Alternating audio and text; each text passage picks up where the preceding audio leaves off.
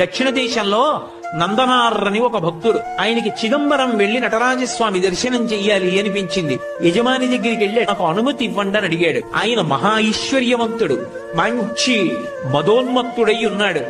తప్పకుండా వెళ్ళు అన్నాడు. ఆ ఒక్క మాటే వినపడింది నందనారికి. ఆయన అన్నాడు, ఇవాళ రాత్రి మనకున్నటువంటి 500 ఎకరాల పొలాన్ని నాగలి పట్టి దున్ని, పంట పండించేయి, విత్తనాలు చల్లి, కోత కోసేయి, ధాన్యాన్ని బస్తాలకెత్తే, పంట పొలంలో మళ్ళీ ఎక్కడా ఒక్క గడ్డి పరక లేకుండా తీసేయి, చిదంబరం వెళ్ళిపో అన్నాడు. ఆయనకి ఇవన్నీ వినపడలేదు.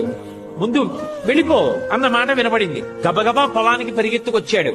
కటిక చీకటి. తెల్లవారేటప్పటికి చిదంబరం వెళ్లాలని కోరిక. రాత్రంతా నడిస్తే గాని చిదంబరం వెళ్ళలేడు. అవుతుందా? ఒక్కనాటికి అవధానం అర్థమైపోయింది. అయ్యో, చిదంబరం వెళ్ళమన్నాడన్న ఆనందంలో వచ్చేసానే, ఇప్పుడు నేను ఈ చీకట్లో ఈ పొలం ఎలా దున్నుతాననుకున్నాడు. ఒక్కసారి పైకి చూశాడు. శివా నరిచి నిన్ను చూడకుండా ఉండలే.